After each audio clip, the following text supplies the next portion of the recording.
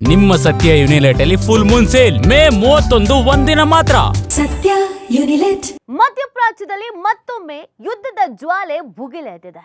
ಇರಾನ್ನ ಅತ್ಯಂತ ಆಯಕಟ್ಟಿನ ಬಂದರು ನಗರಿ ಬಂದರ್ ಅಬ್ಬಾಸ್ ಮೇಲೆ ಅಮೆರಿಕದ ಪ್ರಬಲ ಸೇನೆ ಭೀಕರ ವೈಮಾನಿಕ ದಾಳಿ ನಡೆಸಿದೆ. ಇದಕ್ಕೆ ಪ್ರತಿಯಾಗಿ ಇರಾನ್ ಕೂಡ ಅಮೆರಿಕದ ಮಿಲಿಟರಿ ಬೇಸ್ ಮೇಲೆ ಮಿಸೈಲ್ ದಾಳಿ ನಡೆಸಿ ಸೇಡು ತೀರಿಸಿಕೊಂಡಿದೆ. ಇಲ್ಲಿದೆ ಅದಕ್ಕೆ ಸಂಬಂಧಪಟ್ಟಂತ ಕಂಪ್ಲೀಟ್ ರಿಪೋರ್ಟ್.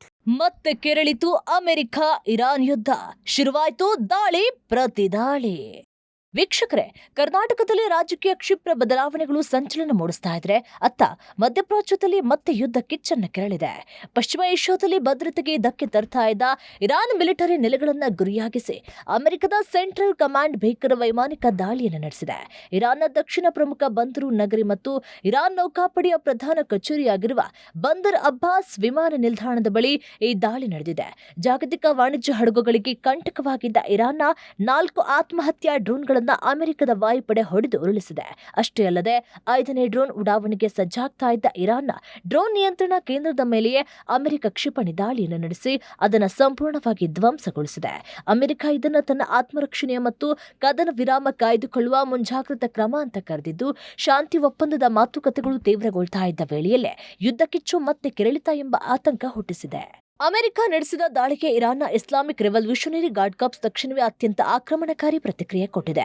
ಬಂದರ್ ಅಬ್ಬಾಸ್ ಮೇಲಿನ ದಾಳಿಗೆ ಅಮೆರಿಕದ ಯಾವ ವಾಯುನೆಲೆ ಕಾರಣವೋ ಅದೇ ನೆಲೆಯನ್ನ ಗುರಿಯಾಗಿಸಿ ಇರಾನ್ ಪಡೆಗಳು ರಾಕೆಟ್ ಮತ್ತು ಡ್ರೋನ್ ದಾಳಿಯನ್ನು ನಡೆಸಿದೆ. ಇರಾನ್ನ ಈ ಕ್ಷಿಪಣಿಗಳು ಕುವೈತ್ನಲ್ಲಿರುವಂತಹ ಅಮೆರಿಕದ ಪ್ರಮುಖ ಮಿಲಿಟರಿ ನೆಲೆಯನ್ನ ಗುರಿಯಾಗಿಸಿದ್ದು ಅಂತ ವಿಶ್ಲೇಷಿಸಲಾಗಿದೆ. ದಾಳಿಯ ಬೆನ್ನಲ್ಲೇ ಕುವೈತ್ನ ವಾಯು ರಕ್ಷಣಾ ವ್ಯವಸ್ಥೆಗಳು ಸಕ್ರಿಯಗೊಂಡಿದ್ದು, ಇಡೀ ಗಲ್ಫ್ ವಲಯದಲ್ಲಿ ಯುದ್ಧದ ಭೀತಿ ಆವರಿಸಿದೆ. ಯಾವುದೇ ಮುಂದಿನ ಆಕ್ರಮಣ ನಡೆದರೆ ಇನ್ನೂ ಭೀಕರವಾಗಿ ಪ್ರತಿಕ್ರಿಯಿಸುವುದಾಗಿ ಇರಾನ್ ಎಚ್ಚರಿಸಿದೆ. ಅಲ್ಲದೆ ಮಿಲಿಟರಿ ದಾಳಿಯ ಜೊತೆಯಲ್ಲಿ ಅಮೆರಿಕ ಇರಾನ್ ವಿರುದ್ಧ ಭಾರಿ ಆರ್ಥಿಕ ಸಮರವನ್ನ ಸಾರಿದೆ.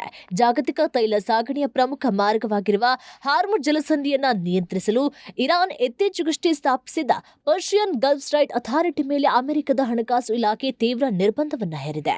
ಅಂತಾರಾಷ್ಟ್ರೀಯ ವಾಣಿಜ್ಯ ಹಡಗುಗಳಿಂದ ಕಾನೂನು ಬಾಹಿರವಾಗಿ ಲಕ್ಷಾಂತರ ಡಾಲರ್ ಸುಂಕ ವಸೂಲಿ ಮಾಡ್ತಾ ಇದ್ದ ಮತ್ತು ಆ ಹಣವನ್ನ ಇರಾನ್ನ ಐಆರ್ಜಿಸಿ ಉಗ್ರ ಸಂಘಟನೆಗೆ ಹರಿಸ್ತಾ ಇದ್ದ ಆರೋಪದ ಮೇಲೆ ಈ ಕ್ರಮ ಕೈಗೊಳ್ಳಲಾಗಿದೆ.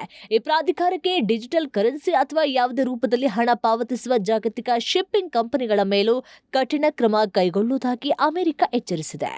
ಇದೆಲ್ಲದರ ನಡುವೆ ಅಮೆರಿಕದ ಕ್ಯಾಬಿನೆಟ್ ಸಭೆಯಲ್ಲಿ ಮಾತನಾಡಿದ ಅಧ್ಯಕ್ಷ ಡೊನಾಲ್ಡ್ ಟ್ರಂಪ್ ತಮ್ಮ ಆರ್ಥಿಕ ಮತ್ತು ಮಿಲಿಟರಿ ಒತ್ತಡದಿಂದಾಗಿ ಇರಾನ್ ಪ್ರಸ್ತುತ ಕೊನೆ ಉಸಿರಿನಲ್ಲಿ ಸಂಧಾನಕ್ಕೆ ಬರ್ತಿದೆ ಅಂತ ವ್ಯಂಗ್ಯವಾಡಿದ್ದಾರೆ.